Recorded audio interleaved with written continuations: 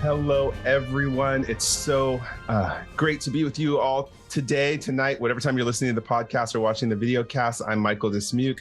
I am a freelance writer with Star Trek Adventures RPG and the lead writer on Captain's Log, which is the latest solo RPG craze that's been dropping recently. I'm also a blogger on Continuing Missions, which is the #1 fan site for Star Trek Adventures RPG. And of course, let's go to our inestimable second time I've messed up pronouncing that. It's okay. It's okay. It's okay.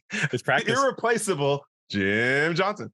Hey, everybody. Jim Johnson. I am the project manager and line editor for the Star Trek Adventures RPG and the Captain's Log solo RPG, both published by Modiphius Entertainment. Co-host on this here show with Michael. Load these 90-some episodes now. We're moving toward number 100. Super exciting. Don't know what we're going to do, but it's going to be a extravaganza gala. Super whatever. Well, I don't know what we're doing. Fragicalogicious. It might just be us talking like we usually do. Anyway, so we're back again with another great episode, and we have a returning guest. We're super excited to have BC Holmes here. So BC, introduce yourself, please. Sure. I'm BC Holmes, and I'm the current maintainer of the Star Trek Adventures character creator application at sta.bchomes.org. That's right. And if you all don't know who BC is and don't know about the character creator, then you're new. You're wet behind the ears, because it's one of the best tools that we use for Star Trek Adventures, right? Right, Jim? Absolutely. And Michael, I'll just tell you that your audio just exploded like when you started talking there. So you were like mellow, and then it went super loud. Okay, how's this? Is this better?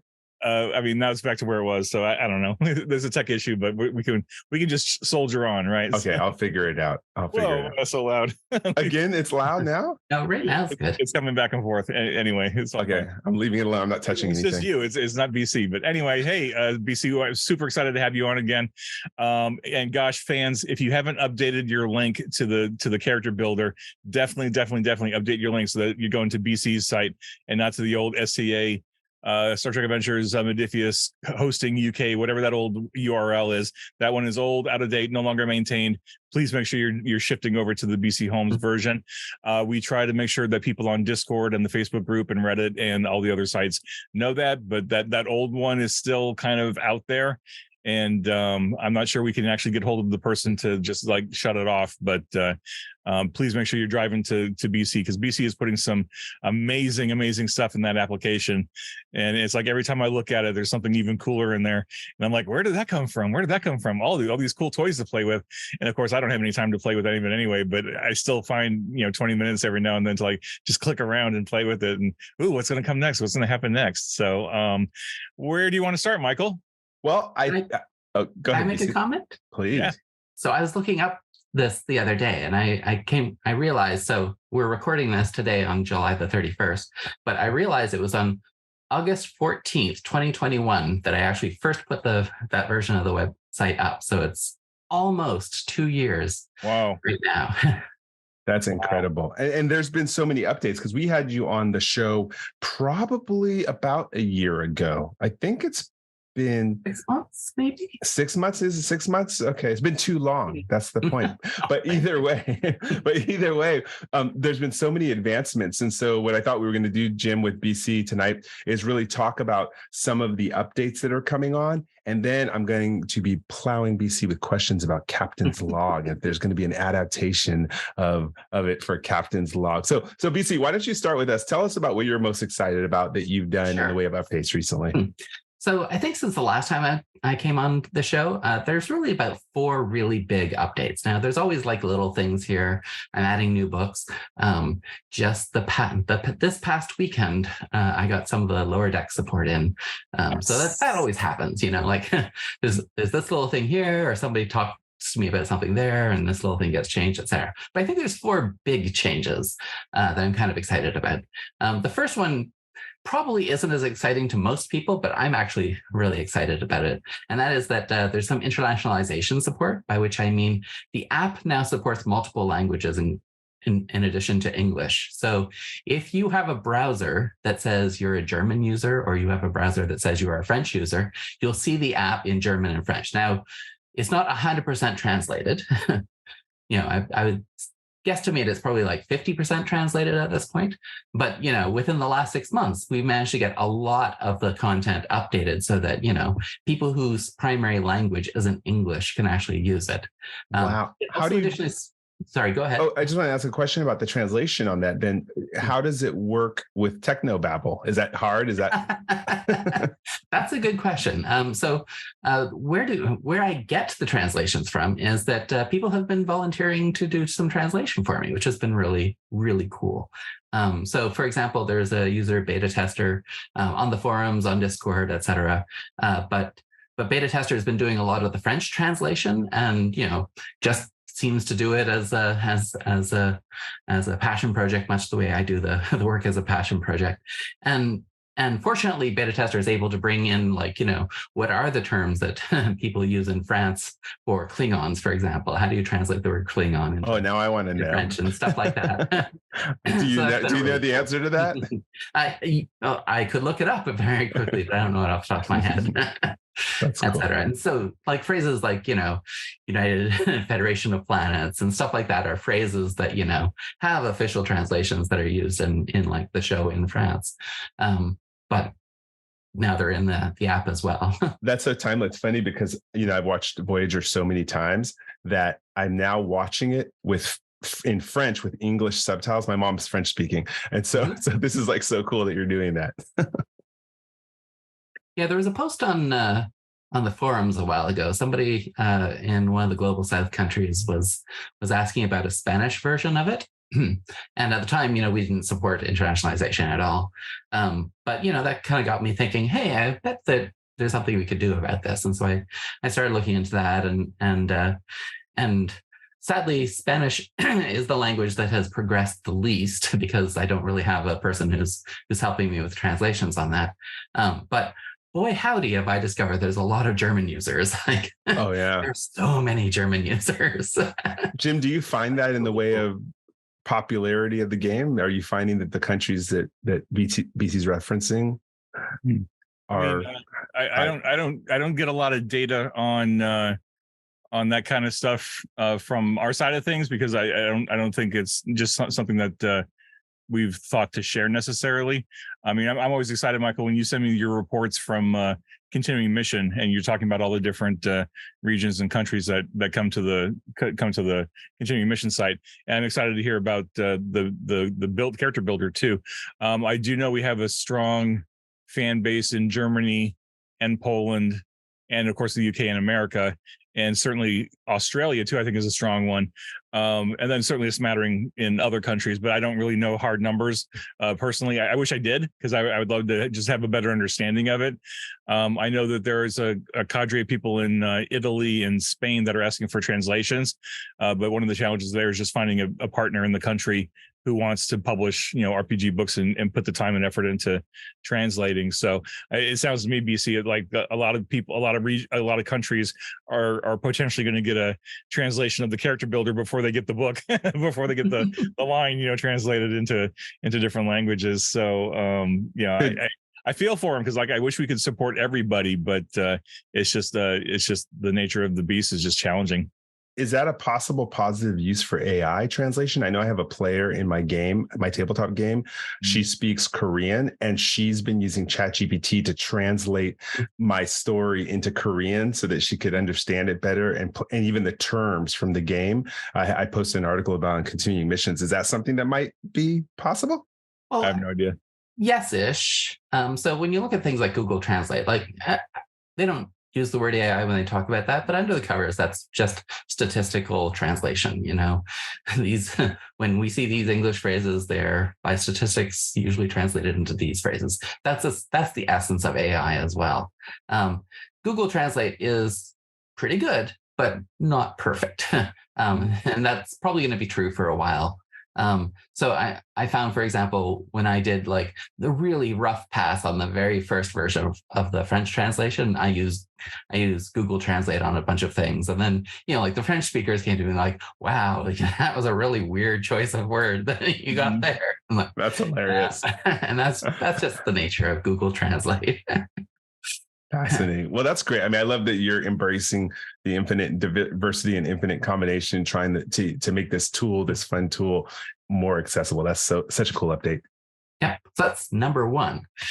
Number two is that there's a new NPC generator in the app. So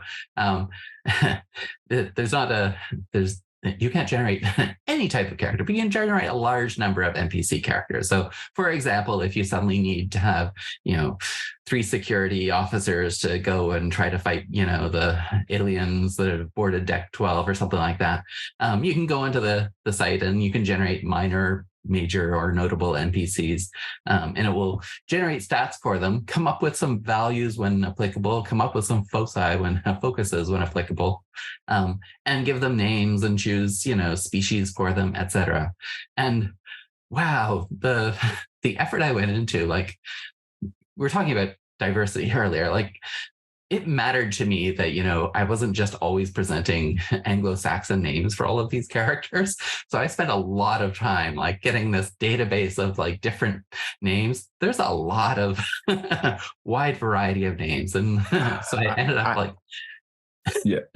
I just want to tell you, I've been using this already. Okay. So I've been using it in my game, tabletop and Discord. And one of the things I noticed I wanted to actually ask you about, I've noticed that the focuses are actually expanded from the focuses that are in the different compendiums and the different modules. So talk to me about that, because I love focuses. Anyone knows me.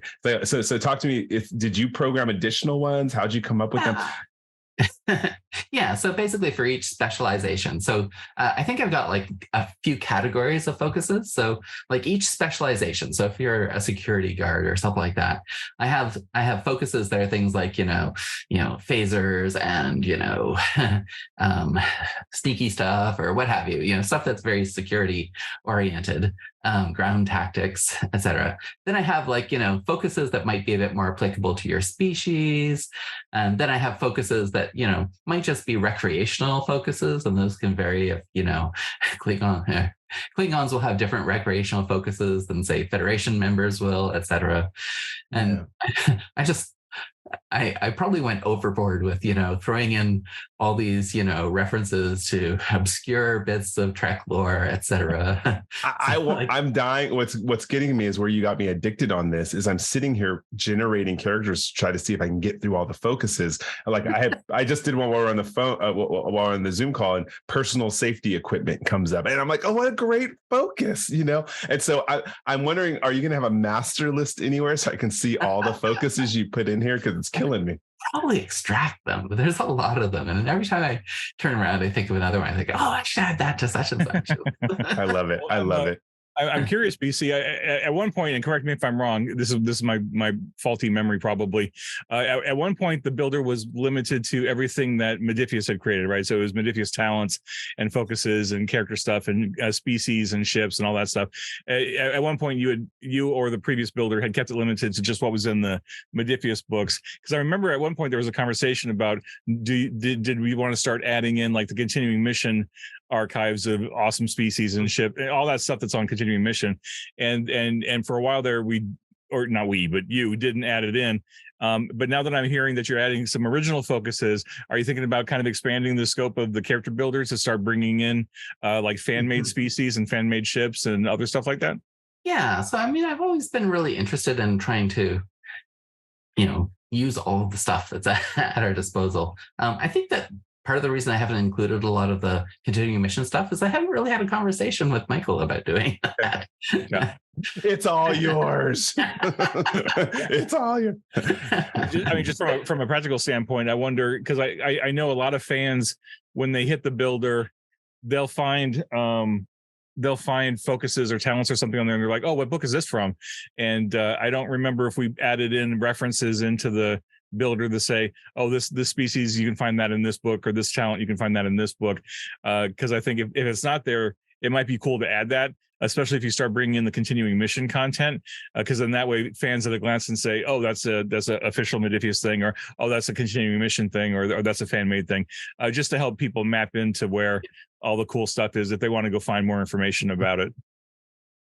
Yeah. So you're right. That is a good thing. I think at the moment, if you are looking at the list of species in a sufficiently wide enough browser, so if you're doing it on your phone, you might not be able to see this, but if you're doing it on a desktop thing, I think the species will give you a reference to which book they've come from. Okay, and cool. I mean, at the moment, the only place where I'm doing stuff that's not from a book is in the NPC generator. So, and that's really about values, focuses, stuff like that. So there's no place at the moment where I'm, throwing in new talents, etc. Every talent that's currently in the system has originated in a Modiphius book at the moment. But yeah, I mean, I think especially with species, like there are so many species that I love and just I'm likely to never see in an official book, sadly. Like, I love the Binars. I want to see the Binars show up again, Oh, never say never. We'll get there eventually. Or at least, all things being equal, if I have my druthers, we will get there eventually. Because I'm still hoping it's still on my wish list to do to do Aerosource books. Like that was one of the main things on my wish list way back 7 years ago when I knew I was going to start working on the game. I pulled out my note cards and I started writing down the long list of stuff, and I had like 100 things after a couple hours. But doing some sort of Aerosource book for next generation, if I get my druthers and I get to do that book, I'm absolutely putting Binars in there somewhere. Plus all those weird, interesting species that we saw in next gen that just don't appear, like the Antikins, the Salayans, especially like the first couple seasons, right? What about the science alone? Just the science and the probes and the technology that was never, I mean, there's so much. When I watch stuff, I'm like, oh, that would be so cool. I start statting stuff out, like a duck blind, a holographic duck blind. Why don't we have a holographic duck blind? Yeah. Stuff like that. I've always been rather partial. What are they called? Is it Arcanites? The gray-skinned alien that you see in Star Trek 4, and he's like the one who's like at the control table with a weird little headset, coordinating some sort of disaster recovery. I just love the makeup on that particular. Have we not done the Arcanites? I thought for sure we had the Arcanites somewhere. I'm currently doing the NDA sign to Jim. Whoops. No. Jim. Okay, we better move on. Jim, you're working on too much stuff at once. You're forgetting what you're working on. Why? Huh. Okay. I'll move on. My esteemed co-host is telling me to move on, so let's move on. Okay, I have another question about the random NPC thing, because I really, again, I've literally probably generated about 200 characters with this thing. So how did you research the names? Because I did notice that also. And I can't tell you how happy I am, because in my game, we have so much pleasure naming the ships after either non-human stuff or even non-Anglo scientists, mathematicians, women from other countries, maybe that lived 1,000 years ago and created a So how did you get all of these names in here? Because that was one of the best things that I saw as it was generated. I didn't have to change the names. Yeah. So I started off like going by nationalities. So I would say, okay, let's make sure that we've got, the major nationalities covered. And so like, making sure I had a representative sample of like Chinese names and Indian names are like among the first I threw in there, because, those populations are so huge. Yes. And I also think they've always been underrepresented on Star Trek, sadly. Mm-hmm. Considering the population, and totally. Yeah, like now we're seeing it with Star Trek in comic books, especially. I'm noticing more, even the comics and the novels, where it's a more representative of what the makeup of the Earth is more likely to be in 400 years. Yeah. Mm-hmm. Then I just keep branching out and adding more and more. Like, Scottish names was actually a surprisingly late addition. At one point I realized, I haven't included Scottish names. And I also have like a little bit of code so that I can get, the cases like where you have somebody who has the first name John, but their last name is Japanese or something like that. Like there's some special code like that. Mostly if it like picks a Swedish last name, it will try to find a Swedish first name to go along with it. But you sometimes get mixing. I have to confess, I'm kind of fond of the Expanse take on names, which is like we're 500 years in the future, and the nations have merged and shifted, and immigration has happened, and people have all kinds of names that don't necessarily match how they appear, etc. That's exactly how it should be too. I mean, I just think it was good. And then you have the values too. How many values did you plug in? Because you have ones I had to actually go look up because you had Latin phrases in there that I've never heard before. So I had to look up the Latin phrases. So how many did you pack in there? I don't know. There's a good number of them. Again, several of the values are specific to the specialization. So like Admiralty has a whole set of values associated with it. Some of them are just, people from Starfleet probably have like the Prime Directive is important, et cetera. Klingons don't tend to have that one as much, et cetera. Right. So there's got to be like 200 values in the system at the moment. There are certain ones I feel like I'm seeing a disproportionate number of times. Like for some reason, I often get the value of I have a special someone back home or something like that. It's just like shows up more than I would have expected or something. Interesting, yeah. And I know that go ahead, Jim. I was just going to say, what's fun is if, I know you're busy, but if you ever had a slow day or something and you really felt inspired, you could probably start going through all the products and all the NPCs and start pulling out all the values, right? I mean, we've got probably, after 7 years, we must have like 1,000 NPCs all across all the different products. And if you just start pulling their values out and just drop them right into the database, that would just be a whole wealth of more stuff to work from. But so many are character specific because you've always encouraged us, Jim, to pull directly from quotes from the shows when doing like characters, that'd be hard. Yeah, so that's been great fun. I really enjoyed that, and like you, sometimes I'm just trying to test these things. So I keep generating things, saying, "Am I going to get a Swedish name?" I put Swedish names in there. Am I going to get a Swedish name? Well, that's definitely a good one. So great update on that. You made me waste plenty of hours with it. So thank you. That's update number 2. And update number 3 is I now support the ability to export some characters in a format that is supportable by some of the virtual tabletop products out there. At the moment, I'm currently supporting 2 virtual tabletop products. I support Fantasy Grounds and Foundry VTT. I didn't know that. Not that I'm trying to diss Roll20. I'm definitely not. It's just people were asking me about those ones early on. And so those are the ones I supported first. Okay, so tell me a little bit about that process, because I don't actually play on Foundry or anything. So talk to us a little bit about that, please.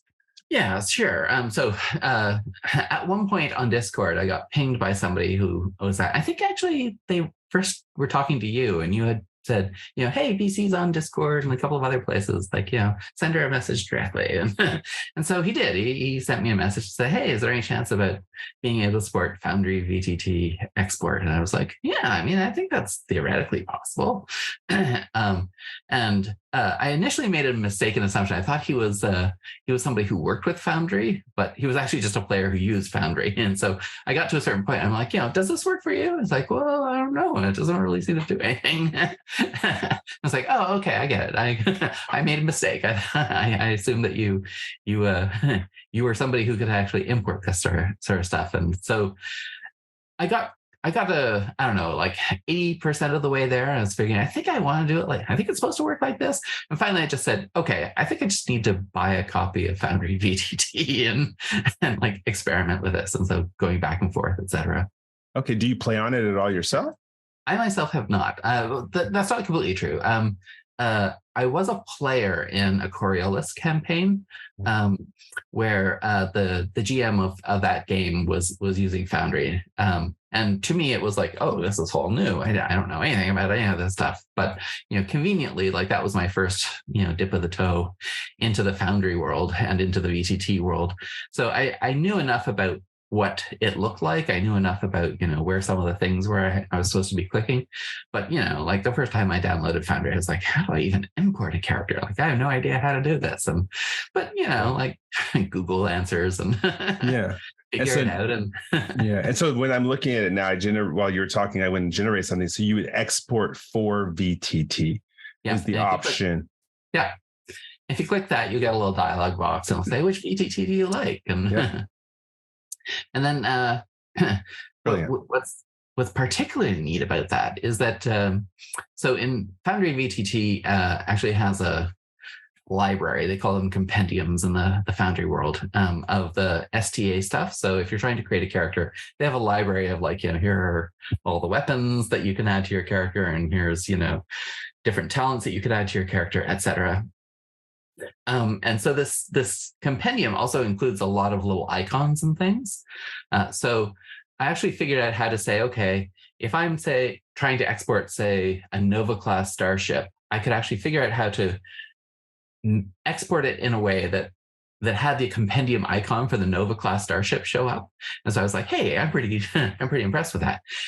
2 days ago, I got the person who maintains that compendium for Foundry sent me a patch, which is like an update of code, and said, here is some changes to the character creator that you could support more icons and have more stuff and make it more seamless to go between, that the is character so creator cool. and Foundry. And I was like, wow, this is so awesome. Yeah. I was like, I didn't know he was doing this. And just all of a sudden, wham, I got it. And I was like, this is so cool.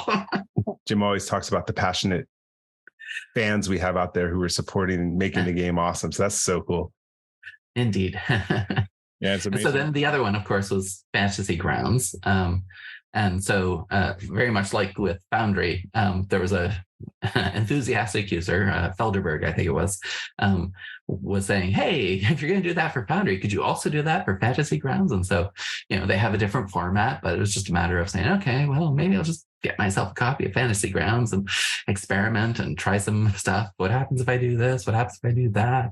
Etc. And eventually figured out how to get it there. And so it's not quite as far as support, because it supports main characters, but not yet, other types of characters, and not yet starships. But I'll get back to that at some point. And of course, at about the same time as adding the support, the Roll20 support for STA came out, and I was like, I should get around to that. But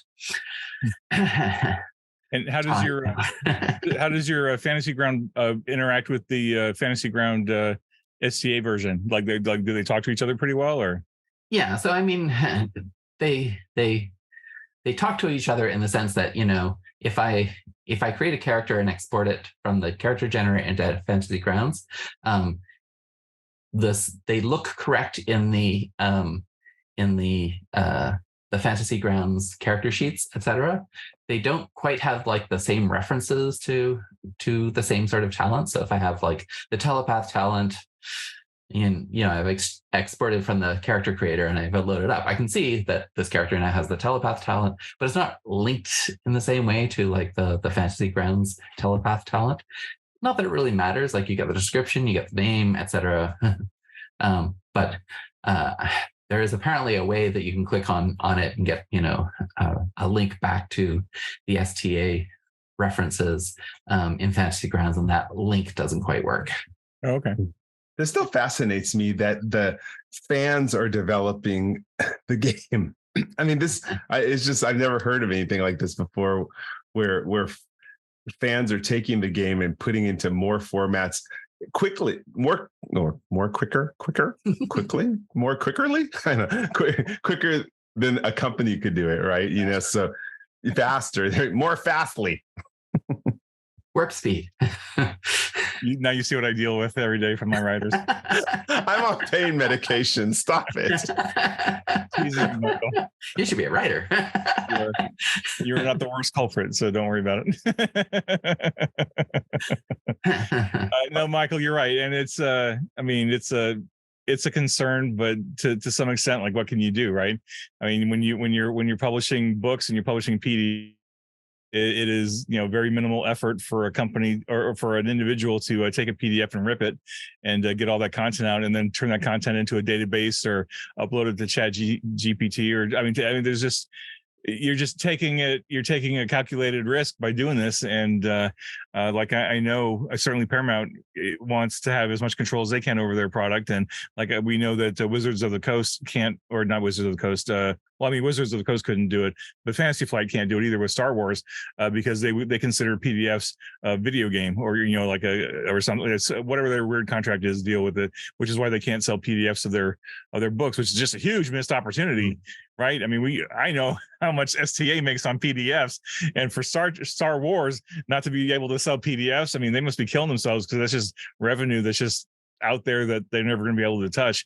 But I mean, for somebody to take a PDF and rip it and put it into any kind of online database they want to, it is always tricky, because it's like, on the one hand, you want to be supportive of the fans and you want to encourage them to be involved in the game and to create tools that are potentially more useful than what we're developing, because like we've only got so much bandwidth. But when you get a passionate fan who says, well, I'll take all this stuff, I'll create an index, I'll create a master database, I'll do all this cool stuff, I'll create a character generator and maintain it for 2 years or 5 years or however long it is. It's like, how do you, and plus when you have and I'm not talking about BC in specific, but just in general, like when you build such an amazing tool that like everybody uses, and it almost becomes indispensable, and it becomes like a gateway to the games. Like, how do you say, no, you can't do that? It's like you're just biting yourself in the butt to do it. And it's really tricky. And plus, and then you've also got the whole international aspect of it, where you've got international copyright and trademark laws are all over the place. There's no consistency necessarily.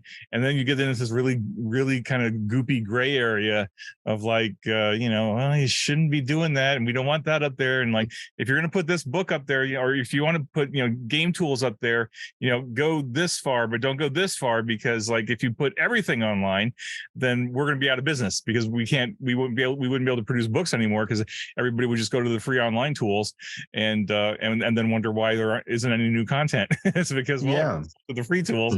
So it's a real tricky balancing act with companies. And it is the only one.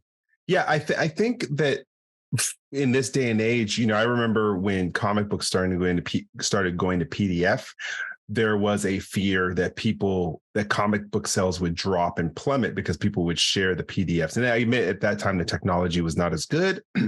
But then they eventually figured out a way with Kindle and Comixology, all that stuff to work around it. It ends up, I always wonder sometimes why I buy a comic book online when I could wait 3 months and get it cheaper, because it always happens. There's something about the immediacy and not wanting the spoilers that gets me. And I think Modifius, for my experience, does the same thing. It builds up this loyal fan base of people who want stuff, but then it comes out, what I feel, it brings the collectors out who want that prime hard copy. Those are art pieces. Everyone talks about the quality of the books. And I think that's what really gets people, is they get the PDF, and then when they finally touch a book, they're like, dang it. And then once you have 2 on your shelf, well, you got to have the third, it got to match the whole set. So I think, to me, all of the fan base stuff supports the drive and the brand desire for more, you know what I mean? And I think you guys do a really good job at Modifius letting people create. It's just so cool, Yeah. But I understand that balancing act, because it's often important to try to make enough tools available that the fans get enthused and interested, but not give away the crown jewels, right? Yeah. The other challenge to this too is I want to call them the industry leader, but they're almost an industry unto themselves, right? Wizards of the Coast is so huge, and they have a multi-billion-dollar company behind them. The things that they can do with D&D, like other than maybe Paizo, there's not another RPG company that can do what they do with like the D&D Beyond online compendium of all this stuff, right? And I know that fans, and I don't mean this to sound mean, but fans are spoiled with how much stuff is in D&D Beyond and how great of a tool it is. And to be honest with you, that's what you would expect from the industry leader after almost 50 years of being in the industry. Like, they should be at the peak with these tools, these online tools. And I think fans are really spoiled because there's so much stuff there. It's just, and I get it, right? It's natural that they would want that kind of a compendium for every other game that they play, right? But the reality is, it's really expensive and really hard to build that kind of thing. And Wizards of the Coast has an advantage in that they own D&D, right? They don't have to go to an external licensor to get that stuff approved, or they don't have to go through another legal channel to deal with it. Whereas like for Modifius, like for us to create a Star Trek Adventures online compendium like D&D Beyond, it just wouldn't happen because we would have to go through so much legalese with Paramount and CBS and everybody else. It would just be like, no, I mean, it would take us a year plus to negotiate that, even if I thought we could, which I don't think we could, just given what I know about the inner workings of things. So like, I get that you want it, but like, just there are so many different roadblocks in our way compared to D&D, or compared to like, what are some of the other companies that own their own IPs, like Paizo owns a Starfinder and Pathfinder. Chaosium, I think Chaosium owns RuneQuest, right? And Pendragon, so they could probably do it if they wanted to. But then you have to think about scale, right? Like there are probably more D&D players than there are any other RPG, except maybe, again, maybe Pathfinder, Starfinder. I think too where it is. Yeah, I what's weird is I'm finding Star Trek Adventures is taking me into different types of role playing that I never had engaged in before. For instance, the VTT, but even minis. So I have friends who have 3D printers. One of them is called Gamey Build. He's on YouTube. Amazing what he does. If you ever go look at his YouTube, he tells stories and he builds models from junk while he tells the story, and then it ends up in a final product. Well, he has a 3D printer, and now I'm at the point, Jim, where I'm like, I want to build an Intrepid class 3D print with the minis, and I want it for my table where every day I can put it together. And then I also want to start building, Alien Planet and minis and stuff like that. So I think there's also that market, which I see people always asking about on social media about Star Trek Adventure selling 3D stuff. And I'm about to venture, and I know my wife's going to hate it when I start taking up room with all these 3D minis. Yeah. I mean, I like, I had my mini phase, right? I was in Warhammer for a while. I was in Warhammer 40K and Warhammer Fantasy. And what I discovered though is like by the time I actually was able to paint, assemble and paint something, a new edition had come out, and like half my models were no longer relevant. And I was like, wait, well, okay, I guess I'm just this is just an assembly and painting hobby. I'm not actually going to have time to play it, right? Because I think the one time I managed to play Warhammer Fantasy, I think I had a small army build, like maybe 200 points worth of skeletons that were primed, right? They were primed white. And I was like, you know what? This is good enough. They're skeletons. They're white. I'm good to go. Well, yeah, I think for me, I've been noticing different type of players with different, maybe neurodivergent players prefer more visual stuff. And that's where I'm seeing the fans really starting to drive for that. So this all goes to going, BC, to what you were saying again, what fascinates me about what you're doing on the VTT landscape is the fans, and including you as a leader, are making it accessible to so many different type of people, which is increasing the popularity of the game. Yeah, absolutely. Yeah, and I think that last point is really the opposite of what we've been arguing for the last little while, which is that in addition, there's a lot of people look at the creation of these tools as a risk. This is going to make this available and that will hurt the sales of PDFs, et cetera. But the other side of it is like, suddenly people are able to access some of this stuff for a lot less investment. And so now they're hooked a lot faster. And because they're hooked a lot faster, they're like, well, now I want the book to flesh out what's going on with this. And, I don't understand what, determination is. So now I need to go and buy the core rule book and to figure that out or something like that. You got to Candy Crush them. Candy Crush is, you got to figure out how to Candy Crush them. You're right, BC. Yeah. Somebody was saying, like, it turns out people do a lot for fake internet points, You really, at my work, just so you know, our entire learning management system is incentivized with points. And then they can redeem those points for a company's swag. And it's funny how competitive people get. It's such a simple thing, but it's all, endorphin dopamine release. Dopamine hit, yeah. Mhm.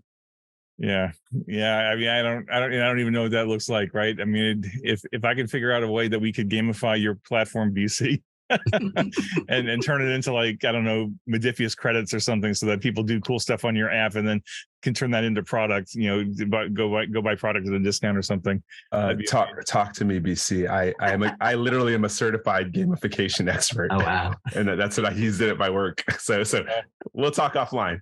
Well, I mean, we'd never get it past Paramount anyway, because they would want their cut. And I don't mean to say that in a bad way. Like, we have a great relationship with Paramount, and they own the license, right? So they totally deserve a cut of any profits that anybody makes off of Star Trek, right? Which is why their copyright and trademark legal team are so hardcore about pursuing, people who are either intentionally or unintentionally stepping on their trademarks. Because that's the challenge with trademarks in America, at least, is that if you don't aggressively enforce them, then you have a chance of losing it. And the last thing they want to do is lose their Star Trek trademark. So they are assiduous about that. And I always feel guilty. I mean, this is a non sequitur, by the way, and forgive me for that, but I feel bad sometimes when people are online posting about all the cool minis that they find from third-party vendors who are just making them for the sake of making them, right? Because this is probably something that I haven't told anybody directly, but as a Star Trek licensee, I am obligated to report that kind of stuff.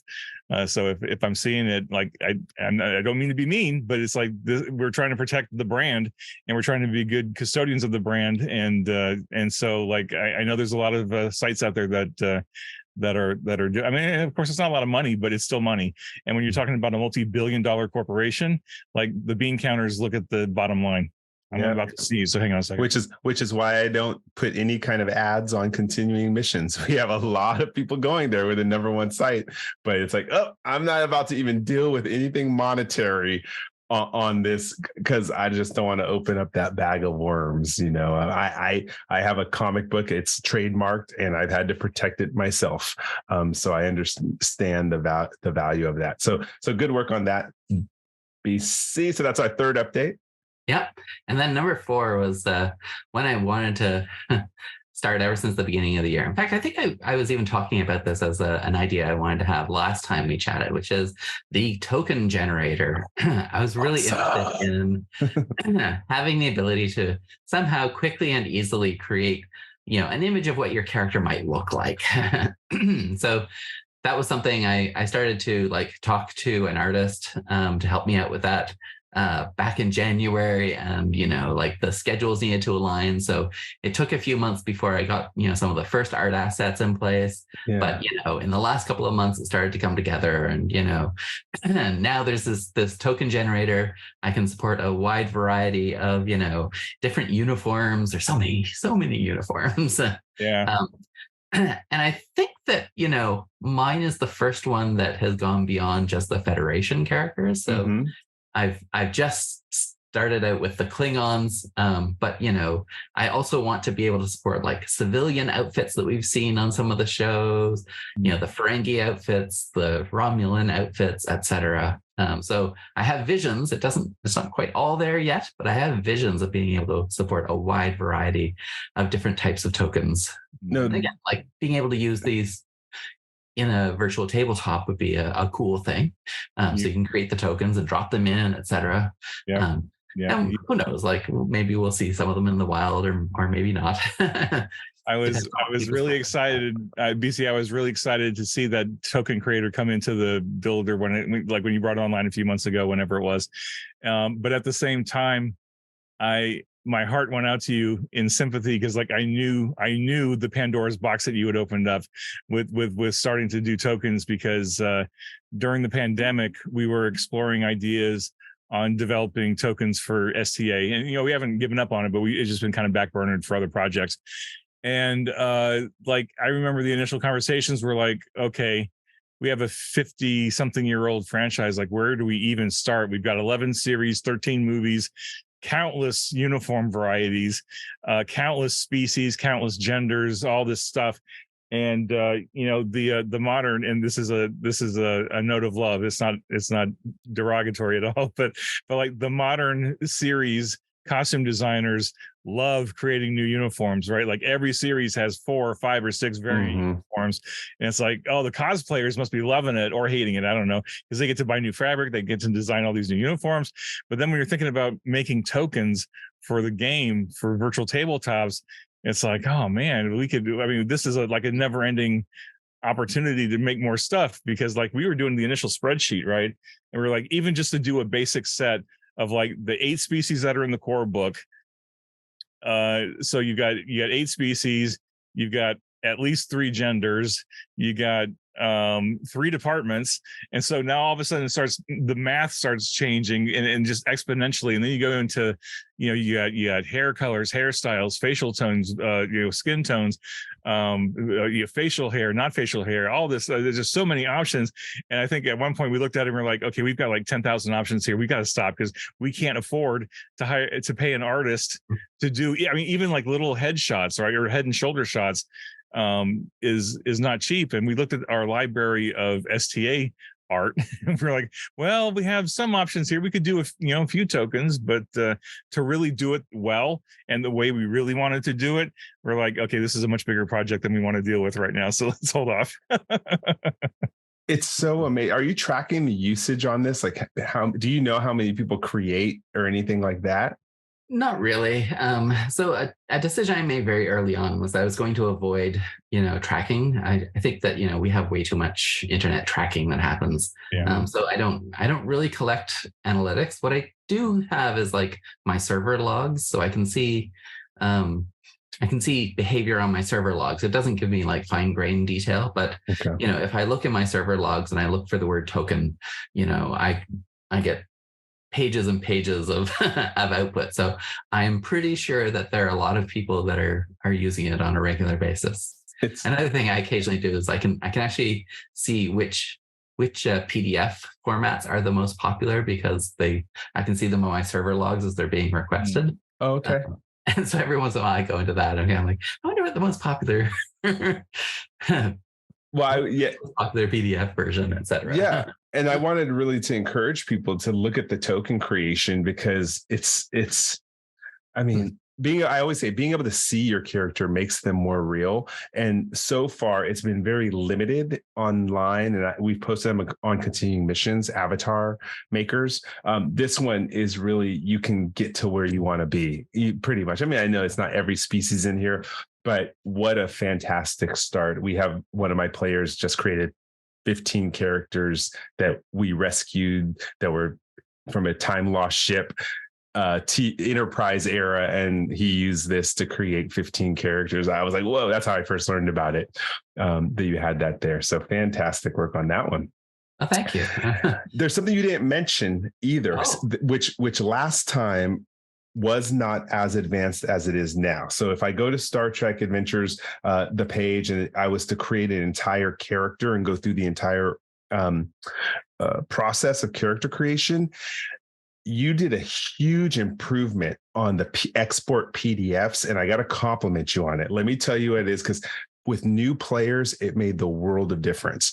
So not only did you make it so that the talents are listed so that they can read them and they don't have to refer to them, but you also created a version, a 2-page version, where the most common type of actions are listed there. So it's a reference sheet. Their page is also a reference sheet for playing the game.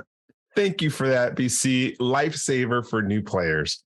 Well, thank you. I actually was inspired. Again, a beta tester shared with me a Word document that they were using, to create character sheets.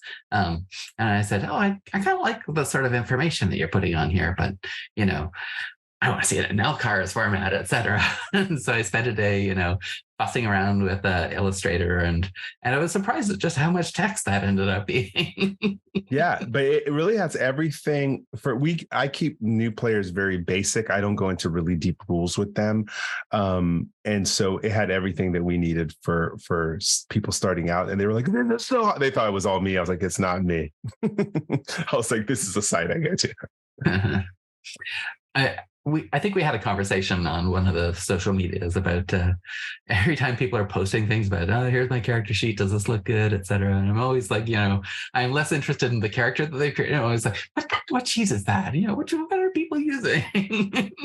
So I'm always like, calling it, oh, that's that sheet. And that's so cool. That's so good. Yeah. And there's a lot of varieties too. You have a varieties, but that's so far my favorite one, that version.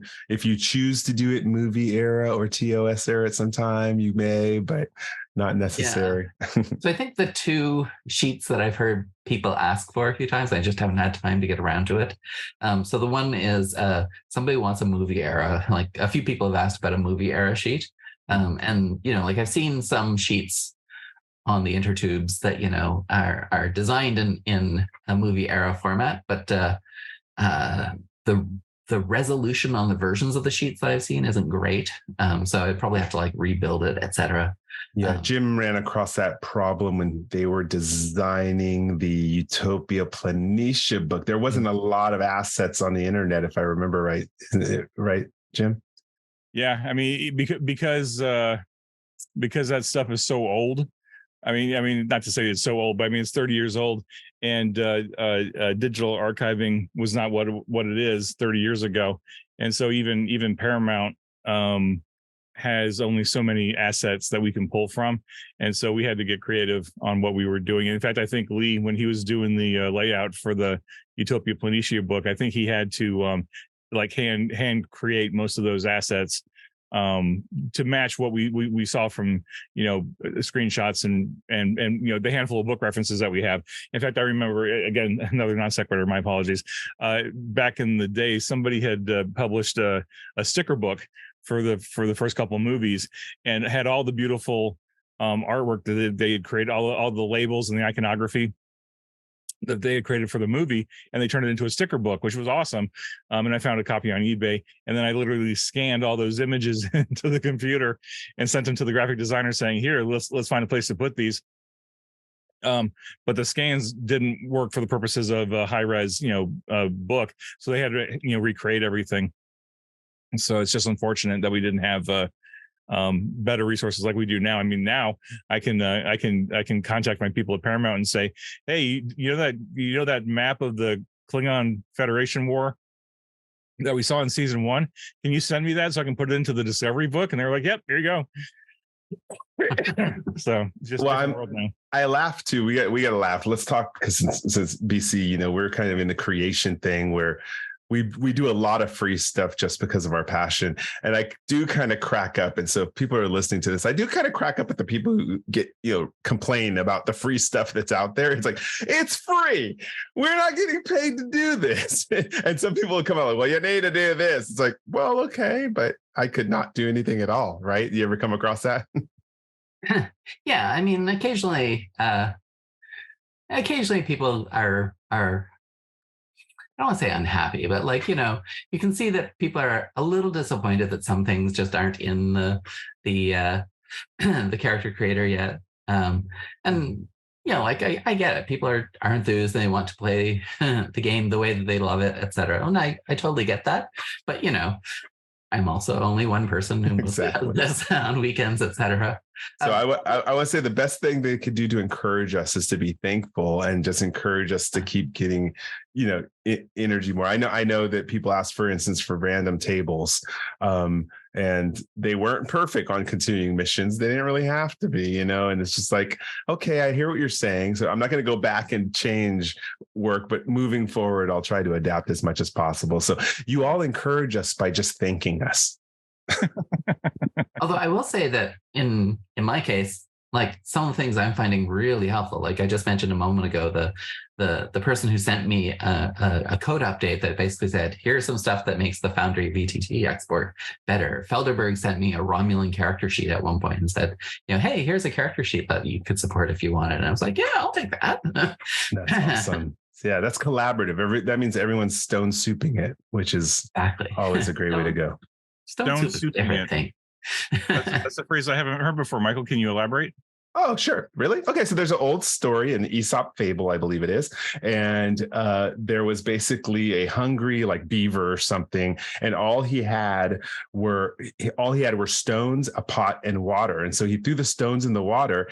And when people would come by, like the rabbit, he'd sip the water and be like, oh, this is so good. And the rabbit would like, I want some. He's like, okay, but before you have some, you have to contribute something. And he'd contribute carrots. And then the porcupine came by and they saw the rabbit and the beaver, or the rabbit and the beaver sipping this and say, I want some. Well, you have to contribute potatoes. Well, before long, the moose had brought, radishes, and someone had brought something else. And soon everyone was raving about this amazing soup the community had cooked, the beaver had cooked, when in actuality, he just showed that contribution makes it so much richer and like a really good stew. And I kind of feel that that's what we're doing with these Star Trek Adventure products is everyone just pitch in, collaborate, and we'll come out with an amazing stew of product. There you go. Stew Trek Adventures. Lower decks. Yeah, there you go. Cool. All right, cool. So let's talk a little bit about the future. Thank you for all the updates on those updates. BC, I have a question. Are you going to do anything with Captain's Log? I totally am. So at the very least, character creation with Captain's Log is definitely a thing.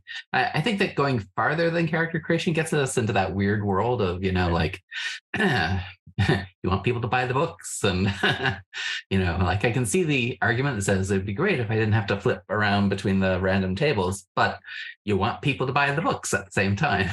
So definitely character creation. After character creation, we can figure out what if anything we should also add. But definitely character creation. Yeah, I think that's the logical place from there. We appreciate any effort you put toward that, right, Jim?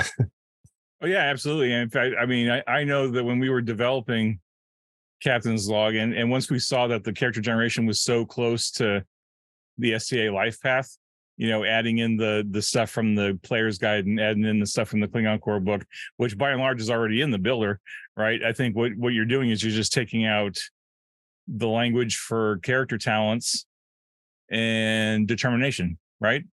Because you still got focuses, you still got values, you still got your disciplines and your attributes and your race, or your species, your role, all the background stuff. All that's the same. And of course, I am not going to sit here and say, oh yeah, it would be a light lift to do that, because I know how much hard work you put into it. So I'm not even going to BS about that. But like just visualizing the builder, I can say like, are you going to create a Star Trek Adventures character? Are you going to create a Captain's Log character? Boom, boom. And then you're off onto the diversion paths or whatever. But yeah, it's a tricky point going beyond that. Like how much do we put any of the tables in there? Do we put like the most essential tables in there? And like, what would you even do with it? Right. Like, cause like we could put the core game loop in there, but like, it wouldn't do anything. It would just be there because there's no branching off of it.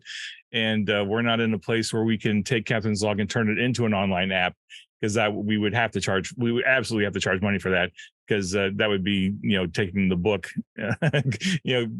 killing the value of the book.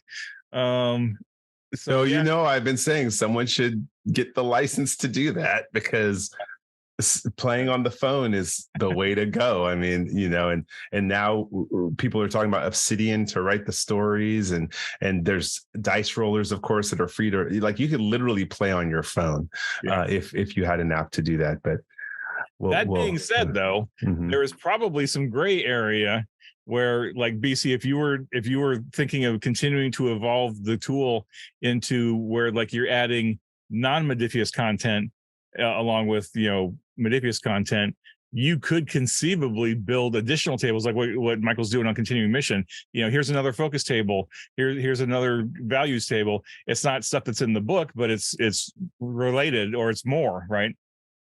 And add-ons, add-ons. Candy Crush.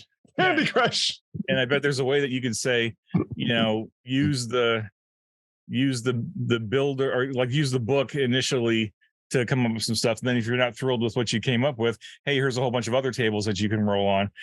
So I can certainly see value in that for sure. But this is a whole conversation we can have. Well, it's funny. Me and Jim just had a conversation with Starfleet International right? And this will be part of that interview. That will come out before we air this. But we were talking about the future of RPG and apps and stuff like that to make it more accessible. So it'll be interesting to see where that goes. Do you see any comments on that? Ideas? I mean, the sky's the limit with apps, right? Like there's so many things that are possible. And, for me, it's always been a question about like, trying to be respectful of the IP and the stuff that people own. But there's so many things that one can do. Like, yeah, I look forward to it. Yeah, I think the industry, I'm just waiting for someone to really wake up in the industry to that and just develop that where people can download a 99-cent app, but then all of a sudden start add-ons and points and that incentive. I think it's there. I think Captain's Log would probably be the easiest one because it's solo play where people don't have to rely on like a team to do it, but we'll see. I like putting it out there in the universe and being pleasantly surprised. Yeah.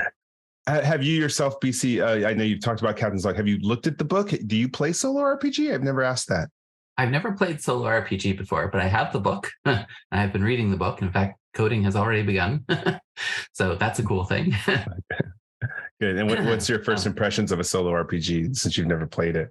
Yeah, so I have to confess it. I had to spend a bit of time, like, scratching my head thinking, does this work? Is this really RPGing? Is this like have a whole bunch of intriguing questions about like, does this make sense? I had the same response when Jim asked us. Me and Jim had the same response when it came across the table. That's cool. The implementation of it is quite neat. I think that, the whole idea that I think that any way I've ever tried to imagine like playing with oneself before, can't think, but okay, so let's say I've got a mystery plot and I've come up with a mystery plot, but it's not a mystery to me because I came up with it, right? Like, like that doesn't work. Have you ever journaled any kind of RPG or stories before? I mean, I've written in the past. I'm a published writer. Yeah. Mm-hmm. So I am a writer, and I do, like create stories, etc. I guess the whole, the idea of writing a story about a character that I'm running and then being surprised by something that's happening, is the part that's kind of novel and new. It's kind of like, okay, I'm to here. And then, I roll on this table and like, oh, I didn't expect that coming. Okay. So how does that work? Okay. I'm going to look forward to you trying it. I want to hear your feedback on social media. Hit us up and let us know what you think about that. I'm curious, especially for a writer, because we talked about it. There's a lot of writer prompts. It's about writer prompts is what it is, and figuring it out in an interesting way. So since you're a published writer, that's going to be good to hear your take on that. All right. Anything new to come that we should be aware of that else is happening with the site?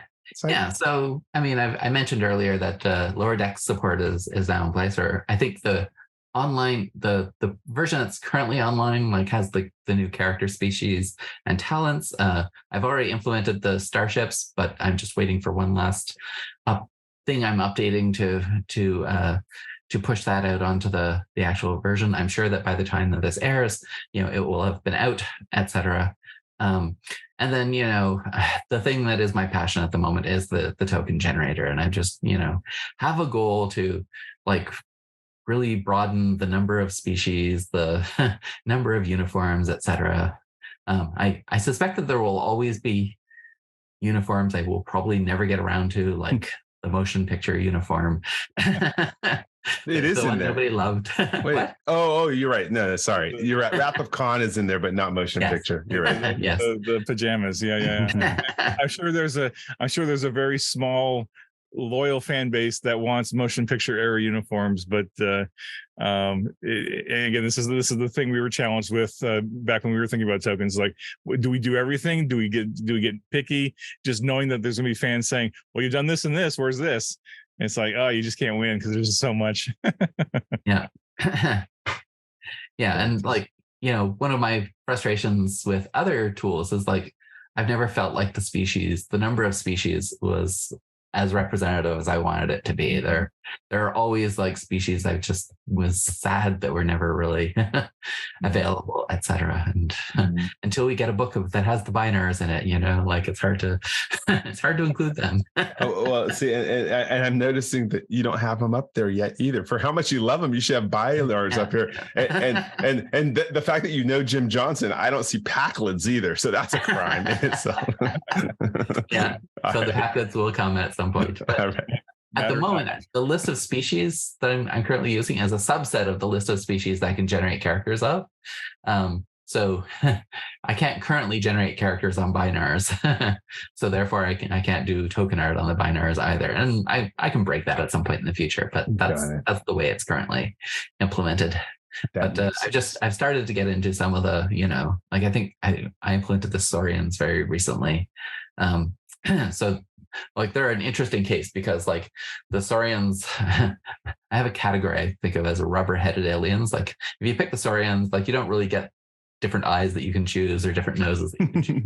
You pick the Saurian and that's what the Saurian looks like. And you can tweak a couple of things, but not very many. Yeah, basically skin color is about the only thing that gets tweaked on them, which is cool. Very fun. Yeah. I mean, I wonder if there's a way that you could never mind. I'm getting in the weeds. I was just saying, like, if you were able to create the look of one binar, then you could like, just shift it up a little bit so that there's two there, or just have a shadow of like, binars and then that other twin species, the Miradorn. Make it a 2-pack or something, or a 4-pack.